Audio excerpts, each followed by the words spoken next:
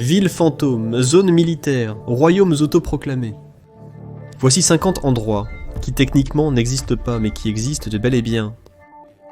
Commençons par le numéro 50, la zone démilitarisée coréenne. La zone démilitarisée coréenne, ou zone démilitarisée, est l'une des régions les plus dangereuses du monde, mais son nom est plutôt trompeur. C'est la parcelle de terre la plus lourdement armée de la planète, et une nouvelle guerre pourrait éclater à tout moment. Mais il y a autre chose de particulier à son sujet. Du côté nord-coréen, il y a un village appelé Kijongdong, rempli de bâtiments aux couleurs vives.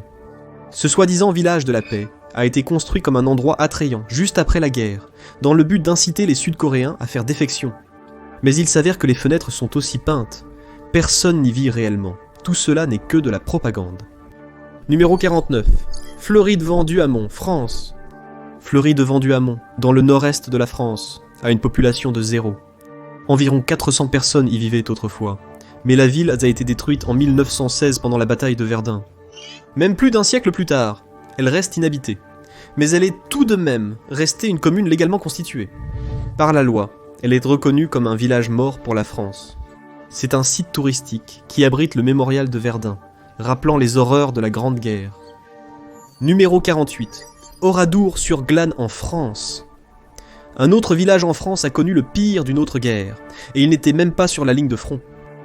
Loin en Aquitaine se trouve Oradour-sur-Glane, mais en réalité, il s'agit maintenant de 2 villages.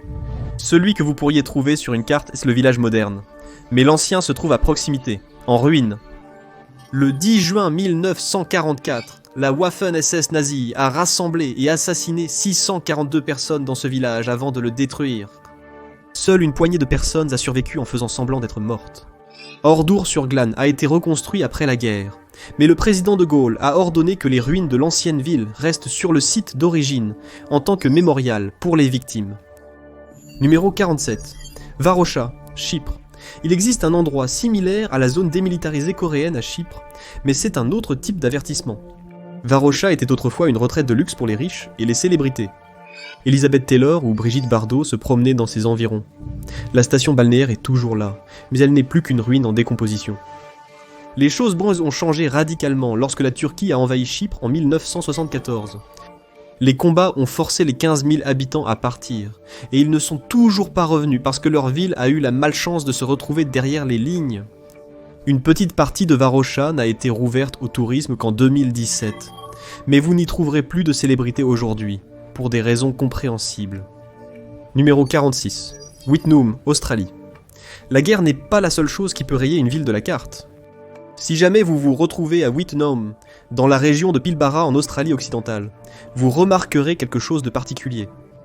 Toutes les mentions de cette ville ont été effacées des panneaux. Mais ce n'est pas parce qu'il n'y a plus rien. C'est juste que l'Australie ne veut pas que vous y alliez. Cet endroit était autrefois une mine d'amiante, donc les fumées toxiques se sont répandues partout. Elle a été évacuée en 1978, bien que quelques personnes soient en restées jusque dans les années 2000.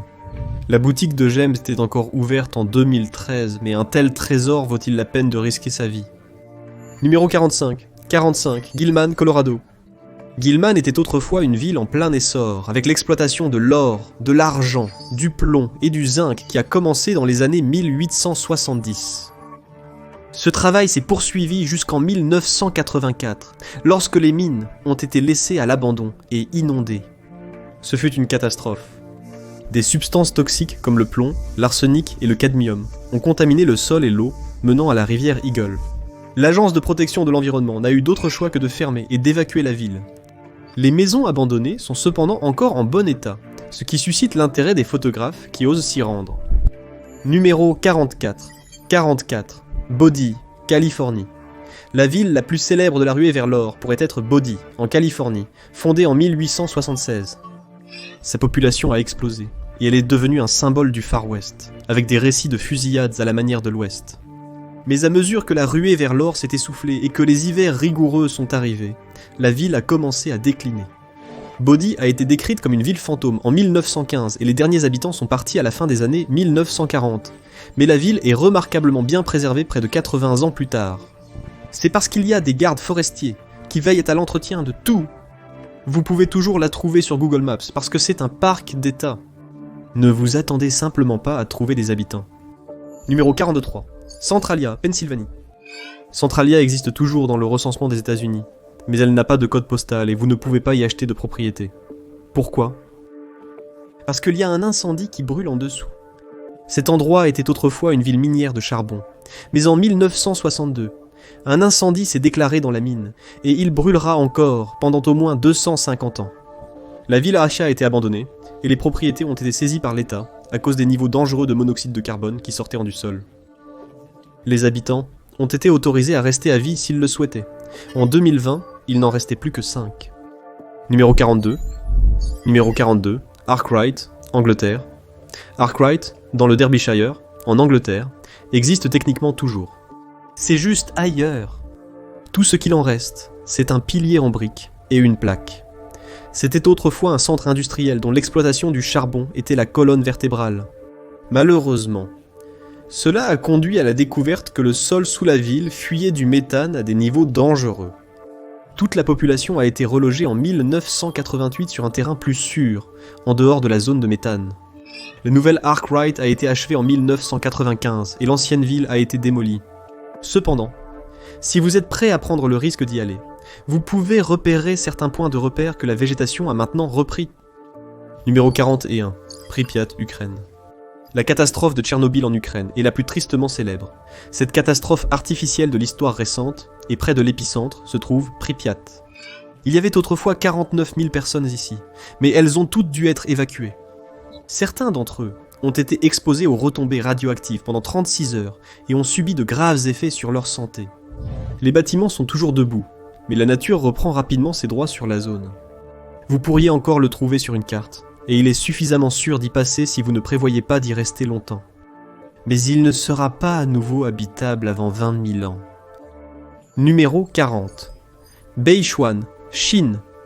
Nous avons vu des catastrophes causées par l'homme jusqu'à présent, mais peut-être qu'aucun endroit n'a eu moins de chance ces derniers temps que Beichuan, en Chine. Elle se trouvait juste sur la ligne de faille d'un tremblement de terre dévastateur de magnitude 8 en 2008. Au plus fort de la tragédie, 2 bâtiments scolaires se sont effondrés, entraînant la mort de 1300 élèves de collège. La ville a subi des répliques, allant jusqu'à 6,1 sur l'échelle de Richter. Finalement, il y a eu une énorme inondation en 2013. La ville a été abandonnée, et est maintenant considérée comme un site historique pour Nouvelle-Bétron, où vivent désormais les habitants. Tous les anciens bâtiments sont encore là, cependant, en ruine. 80% d'entre eux ont été détruits. Numéro 39. Île Billingsgate, Massachusetts. Située dans la région de Cape Cod, l'île Billingsgate dans le Massachusetts était un village de pêcheurs idéal. En 1855, une tempête si puissante est arrivée qu'elle a coupé l'île en 2. Les choses ne se sont pas arrangées après cela. Même une digue de 1000 pieds n'a pas réussi à retenir les forces de la nature, et les derniers habitants sont partis en 1912. Vous pouvez toujours le visiter, mais cet endroit est tellement obscur que vous ne le trouverez même pas sur Google Maps. Numéro 38. Fordlandia, Brésil. Parfois, ce n'est pas une catastrophe qui crée une ville fantôme. Les rêves de millionnaires excentriques peuvent aussi en être la cause. Fordlandia, dans l'état du Pará, au Brésil, en est un exemple. Les travaux ont commencé là-bas en 1927 pour fournir du caoutchouc à la Ford Motor Company. Mais c'était plus que cela pour Henry Ford. Il voulait un nouveau type de ville, avec les mêmes valeurs auxquelles il attribuait sa réussite. Mais Fordlandia a été un désastre dès le début. Les EVA ne pouvaient pas survivre dans cet environnement. La logique économique n'a pas tardé à disparaître. Et lorsque le petit-fils de Ford, Henry II, a repris l'entreprise à la fin des années 1940, il s'est débarrassé de ce fardeau qu'elle était devenue, et la ville est tombée en ruine. Cependant, elle a connu un essor ces dernières années, passant de moins de 100 habitants à 3000 en 2017. Numéro 37. Santa Claus, Arizona. Nous avons tous entendu parler de Noël en juillet, mais qu'en est-il dans le désert ? Santa Claus, Arizona, a été fondée en 1937 par celle qui se proclamait la plus grande agente immobilière de Californie, Nina Talbot. Elle rêvait d'en faire une ville de villégiature, profitant du trafic sur la route 66. Mais les choses ne se sont pas passées comme prévu. Talbot a vendu le site, et aucun autre promoteur n'a vraiment réussi à le développer non plus, même si l'auberge du sapin de Noël était appréciée. L'endroit était surtout populaire comme destination pour les lettres au Père Noël, plutôt que pour les touristes, et il a définitivement fermé ses portes en 1995. 36. Paradise et Winchester, Nevada. Le strip de Vegas est célèbre pour ses casinos, ses hôtels et ses lumières scintillantes, mais il ne fait en réalité pas partie de Las Vegas. Il se trouve dans les villes non incorporées de Paradise et Winchester, au Nevada. Ce n'est pourtant pas faute d'avoir essayé. Les responsables de Las Vegas ont essayé d'intégrer le strip dans les limites de la ville pendant des années, mais les magnates des casinos, les électeurs du comté de Clark et même la Cour suprême du Nevada ont dit non. La tentative la plus récente a eu lieu en 2009. Ce ne sera probablement pas la dernière. Avec autant d'argent en jeu, il y a une bonne raison de continuer à essayer. Numéro 35. Gibsontown, Floride. Selon le recensement de 2020, Gibsontown, Floride est assez grande avec environ 18 000 habitants. Mais elle a été fondée avec une saveur particulière. Ses premiers colons étaient appelés le géant, et sa femme, la demi-femme. Gibsontown était l'endroit où tous les artistes de spectacles forains passaient leurs hivers. Ce n'est plus tout à fait comme ça aujourd'hui, mais il se peut que vous croisiez encore un avaleur de sabre, ici ou là, dans cette communauté non incorporée. Numéro 34. Numéro 34. Whittier, Alaska. Loin au nord se trouve la ville de Whittier, en Alaska, connue sous le nom de « la ville sous un seul toit ». Presque tous ces 200 habitants vivent dans les tours de bagages de 14 étages, autrefois une caserne militaire, qui sont devenues une municipalité autonome. Le bureau de poste se trouve près de l'entrée, et le poste de police est juste au bout du couloir. C'est peut-être un peu à l'étroit, mais il paraît que la vue sur la baie est à couper le souffle. Numéro 33, Colma, Californie. Colma, dans le comté de San Mateo, en Californie, est une véritable ville des morts. Il y a 1 500 000 tombes que l'on peut trouver alignées, en rangées et rangées. C'est ici que la plupart des habitants de San Francisco trouveront leur dernière demeure. Si cela ne vous dérange pas, cependant, les 1500 habitants vivant ici disent que la ville est plutôt agréable. Sa devise, il fait bon vivre à Colma. Peut-être que c'est juste une façon de faire bonne figure. Numéro 32, Bolinas, Californie. La région de la baie compte plus d'une banlieue étrange. Bolinas se trouve à 12 miles, soit environ 20 km, de San Francisco, à vol d'oiseau. Mais les habitants ne veulent pas être connus. Ils ont arraché les panneaux routiers, indiquant le chemin vers leur village avec tant de ferveur que le comté a décidé que cela ne valait plus la peine de les remplacer. C'est devenu un refuge pour les hippies, et d'autres personnes cherchant à sortir du courant dominant. Mais cela n'a pas pu arrêter la toute-puissante monnaie. La région est très prisée, et les prix de l'immobilier ont grimpé en flèche malgré tout. Airbnb est arrivé et a encore aggravé la situation. La combinaison de propriétés hors de prix et de loyers en hausse a poussé de nombreux habitants d'origine, qui avaient échoué dans leur tentative de rester en dehors du système en ne s'incorporant pas, à partir. 31. Slab City, Californie. Slab City se trouve dans le comté d'Imperial, au cœur du désert de Sonora. Le nom vient des dalles de béton du camp Dunlap, une base du corps des Marines datant de la Seconde Guerre mondiale. Ici, il n'y a pas de taxes. Il n'y a pas non plus d'électricité ni même de ramassage des ordures. Certains l'appellent le dernier endroit libre. D'autres l'appellent une enclave d'anarchie.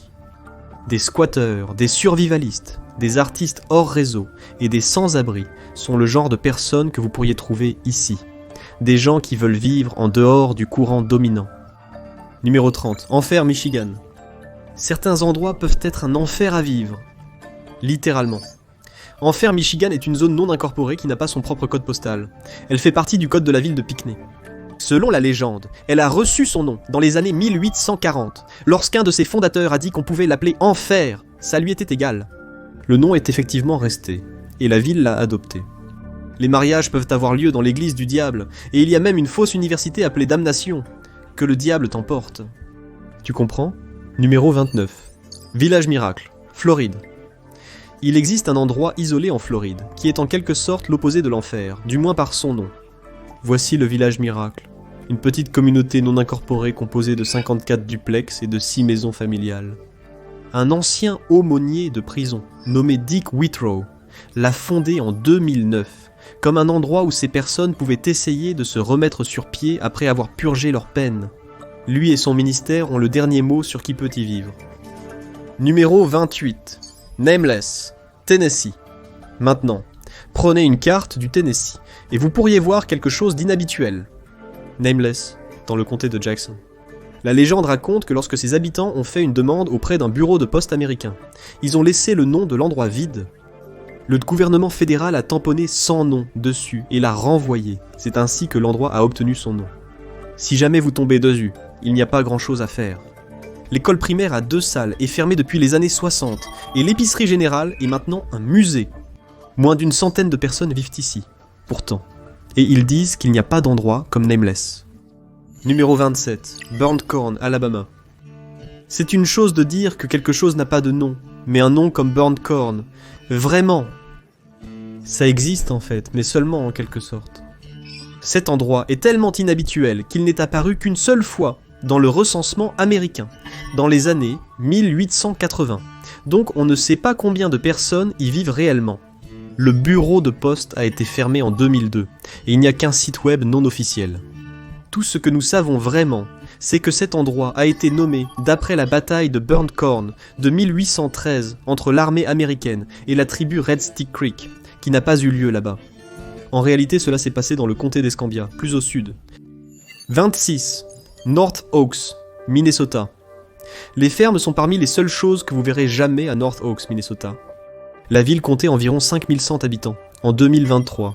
Et ils ne veulent pas forcément être indiqués sur une carte, et ils le pensent que vraiment. En 2008, la communauté a menacé de poursuivre Google pour intrusion afin d'obtenir des images pour son logiciel Street View. Elle a pu le faire parce que la ville appartient entièrement à des propriétaires privés, soit à l'association des propriétaires de North Oaks, soit à la société North Oaks, et ils sont très sérieux quant au fait de tenir les visiteurs indésirables à l'écart. Numéro 25. Astasero, Suède. Si vous visitez Astasero en Suède, vous pourriez croire que vous marchez dans les rues de New York. C'est le terrain d'essai le plus avancé au monde pour les voitures autonomes, et il appartient entièrement à Volvo. Il y a des magasins, une réplique de l'Arc de Triomphe, et même Harlem. Il y a même des cyclistes avec qui les voitures doivent partager la route, et qu'elles doivent éviter. Il vaut mieux que les accidents se produisent dans un endroit factice plutôt que dans un vrai. Numéro 24, N-City, Michigan. Il y a une ville factice beaucoup plus petite de l'autre côté de l'Atlantique. Elle ne fait que 32 acres, 13 hectares, et elle ressemble étonnamment au campus de l'université du Michigan à Ann Arbor. Voici M-City, fondée en 2015. La maquette du campus est également censée tester des véhicules autonomes.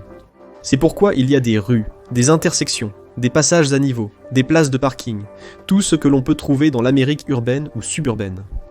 Ne vous attendez simplement pas à trouver du courrier dans les boîtes aux lettres que vous croiserez. Numéro 23. Fort Irwin, Californie. Il existe d'autres villes secrètes factices qui ont des objectifs sérieux. Fort Irwin en Californie est plus grand que tout l'État de Rhode Island. Les troupes passent jusqu'à 3 semaines ici, avant d'être déployées. Cela simule de près le combat urbain. C'est pourquoi il y a plus d'une fausse ville à l'intérieur. Certaines des installations ressemblent à des bâtiments en Irak, et comme cela se passe dans le désert brûlant de Mojave, c'est un bon aperçu de ce à quoi les troupes peuvent s'attendre sur le champ de bataille. Numéro 22. Agloe, New York. Agloe pourrait bien être l'endroit le plus étrange de cette liste, car c'est celui qui a commencé comme un lieu fictif mais qui est devenu réel. Dans les années 1930, les dirigeants de General Drafting, l'une des grandes sociétés de cartographie de l'époque, ont créé une carte avec une ville fictive basée sur leurs initiales. Pourquoi ? Eh bien, pour démasquer les contrefacteurs de droits d'auteur. Naturellement, Agloe est apparu sur une carte réalisée par un concurrent, Rand McNally. Mais il y a une ironie ici. Lorsque Drafting a menacé de poursuivre, Rand a répondu qu'il y avait effectivement maintenant une épicerie générale à l'endroit indiqué sur la carte. Le magasin a fait faillite peu de temps après, mais cela a suffi à éviter le procès, et Agloe a continué d'exister. Elle figurait encore sur Google Maps en 2014, mais aujourd'hui, la ville qui a commencé comme une fiction et est devenue réelle, a de nouveau disparu, même si elle attire toujours des curieux intéressés par les légendes urbaines. Numéro 21, la station de recherche sur le désert martien dans l'Utah. La station de recherche sur le désert martien dans le comté de Wayne est ce qui se rapproche le plus de la vie sur la planète rouge, sans quitter la Terre. Elle est privée et gérée par la Société planétaire.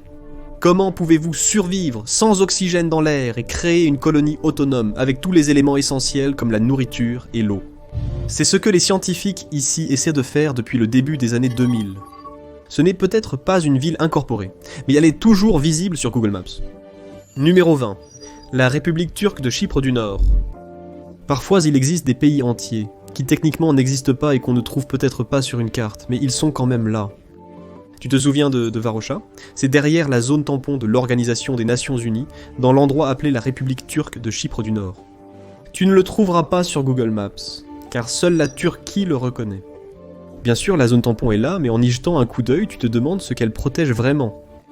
Numéro 19, le Dix-9, la République d'Abkhazie. Regarde attentivement Google Maps et tu verras une ligne pointillée séparant la partie continentale de la Géorgie de sa région nord-ouest. Ceci est censé être la République d'Abkhazie. La Russie l'a créée lors de son invasion en 2008, mais très peu d'autres pays la reconnaissent. Numéro 18, Ossétie du Sud. Il y a une autre ligne pointillée un peu plus à l'est, en Géorgie. C'est l'Ossétie du Sud. C'est la même chose avec l'Abkhazie. Seuls quelques pays la reconnaissent, mais avec des troupes russes pour soutenir la séparation. La Géorgie n'a pas beaucoup d'options. Numéro 17. Transnistrie, Moldavie. Vous avez peut-être entendu parler d'un endroit appelé Transnistrie. Eh bien, vous ne le trouverez pas sur Google Maps. Ce n'est même pas appelé Transnistrie dans la recherche. Mais c'est un endroit bien réel. Les troupes russes l'ont clairement montré depuis 1990. C'est une zone de conflit gelée depuis, mais ce n'est pas la seule chose qui est gelée. Si vous y entrez, vous pourriez croire avoir remonté le temps jusqu'à l'Union soviétique. 16. La République du Somaliland-Somalie est aussi un endroit qui est en conflit depuis longtemps. Et une partie de cet héritage, c'est cet endroit à son extrême nord-ouest, la République autoproclamée du Somaliland. Elle est gouvernée démocratiquement depuis 1991, mais aucun autre pays ni organisation internationale ne reconnaît son indépendance vis-à-vis de la Somalie. Vous pouvez toujours vous y rendre, cependant, mais cela peut être dangereux, à moins de faire partie d'une visite guidée. Numéro 15. Ladonia, Suède. Le Somaliland fait ses propres affaires, mais c'est aussi le cas de Ladonia en Suède. Elle fait moins d'1 mile carré, soit 2,5 km², et se trouve dans la réserve naturelle de Kullaberg. L'artiste controversé Lars Vilks a créé ici les sculptures Nemse Arks, et autour d'elle un micro-État. Personne ne le reconnaît vraiment, évidemment, mais les sculptures sont toujours là. Vilks lui-même est peut-être décédé en 2021, mais Ladonia revendique près de 29 000 citoyens, provenant de plus de 50 pays répartis à travers le monde. Elle a même accueilli des micro-conventions, des conférences pour les micro-nationalistes. Numéro 14. Užupis, Lituanie. Le quartier d'Užupis à Vilnius, en Lituanie, se considère comme le cœur artistique du pays, à tel point qu'il possède sa propre constitution en tant que république indépendante d'Užupis. Elle fait moins d'1 demi-mile carré, soit 1 km², mais possède un président, une marine et une monnaie. La constitution est exposée sur des plaques le long de la rue Papio. Étrangement, elle demande aux gens de ne pas se défendre, mais aussi de ne pas se rendre, et que chacun a le droit de n'avoir aucun droit. On comprend pourquoi la République indépendante a commencé comme une blague du 1er avril. Numéro 13. La principauté de Sealand. La principauté de Sealand, en mer du Nord, repose entièrement sur le fort marin de la Seconde Guerre mondiale, le Her Majesty Fortress. Comme il s'agit d'une structure artificielle, elle a peu de chances d'être reconnue internationalement, mais le gouvernement britannique a été permissif. Si vous souhaitez la visiter, vous devrez vous adresser au Bureau des Affaires internationales. Numéro 12. L'État souverain de Forvik. Situé au large des îles Shetland en Écosse, se trouve l'État souverain de Forvik. En 2001, un marin nommé Stuart Hill a fait naufrage lors de sa tentative de faire le tour des îles britanniques, ce qui lui a valu le surnom de Capitaine Calamité. Cependant, il n'a pas attendu les secours. Il a simplement déclaré que l'île de 2,5 acres, soit 1 hectare, sur laquelle il se trouvait, était un pays indépendant qu'il a appelé Forvik. La base de sa revendication était que l'île ne faisait pas partie de la Grande-Bretagne, mais appartenait encore d'une certaine manière à l'Empire nordique. Cela a conduit à une longue série de batailles juridiques, car Hillall affirmait qu'il essayait d'informer les Shetlandais de leur capacité à faire valoir leurs droits légaux et à faire sécession du Royaume-Uni. Il a été condamné en 2011 pour des infractions au code de la route, pour ne pas avoir immatriculé son véhicule ni payé les taxes routières au Royaume-Uni. Il s'avère que les tribunaux n'ont pas accepté son argument, selon lequel Forvik était un État libre, mais il est toujours là, maintenant Forvik aussi vivant qu'il le peut. Numéro 11. Thalassa. Le 26 décembre 1979, Robert Ben Madison, âgé de 14 ans, a déclaré l'indépendance de sa chambre au 2e étage à Milwaukee. Il l'a appelée Thalassa, et tout simplement, une nouvelle nation est née.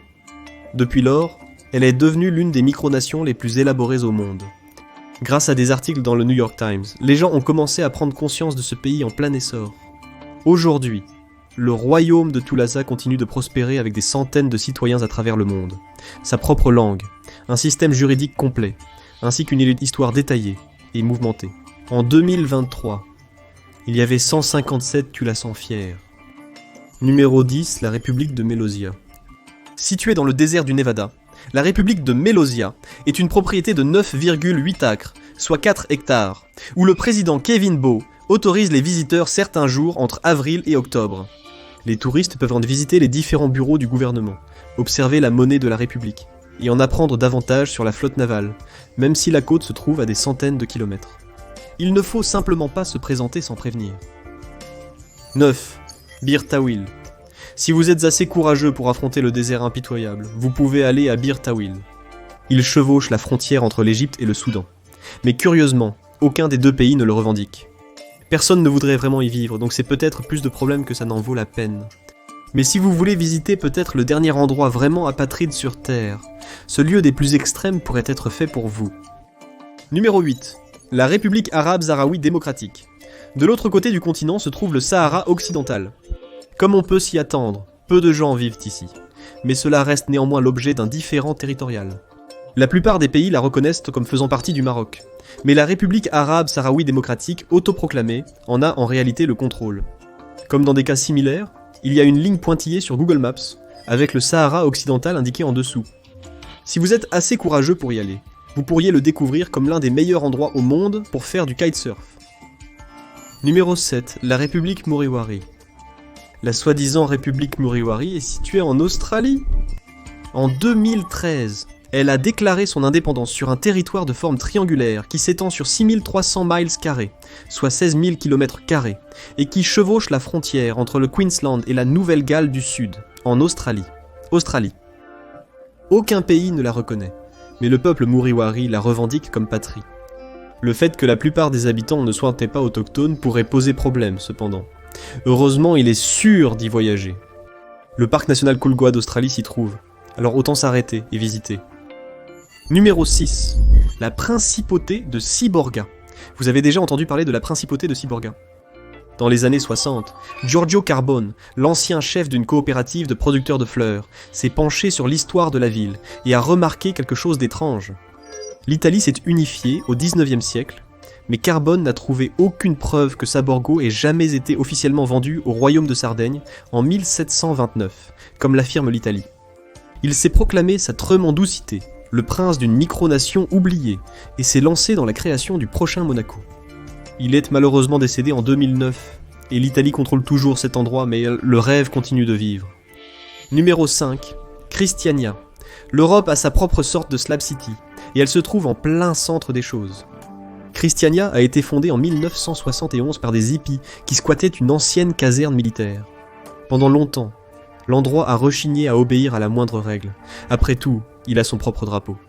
Mais il a commencé à acheter le terrain sur lequel il se trouvait en 2012, comme l'exigeait le gouvernement danois. Il était tristement célèbre pour son marché du cannabis jusqu'en 2024, lorsqu'il a été contraint de fermer après des fusillades mortelles en 2016 et en 2023. Il a été physiquement déterré pour empêcher que de tels incidents ne se reproduisent. C'est peut-être pour cela que vous ne trouverez Christiania que comme un simple quartier de Copenhague sur Google Maps. Numéro 4. Le Groenland. Le Groenland possède tout ce que l'on pourrait penser nécessaire pour exister en tant que pays reconnu. Une vaste étendue de terre, une population clairsemée mais stable, et un gouvernement libre et démocratique. Mais il faisait pleinement partie du Danemark jusqu'en 2009, lorsque Copenhague lui a accordé l'autonomie. Cependant, il n'est toujours reconnu par aucun État membre de l'Organisation des Nations Unies, malgré le désir d'indépendance des Groenlandais. Les disputes concernant son statut, alors que la glace arctique fond et que de nouvelles routes commerciales s'ouvrent, pourraient être intéressantes. Numéro 3.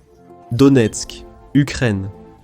Donetsk est la capitale de la soi-disant République populaire de Donetsk, qui s'est séparée de l'Ukraine avec le soutien de la Russie en 2014. Elle a été soi-disant annexée par la Russie en septembre 2022.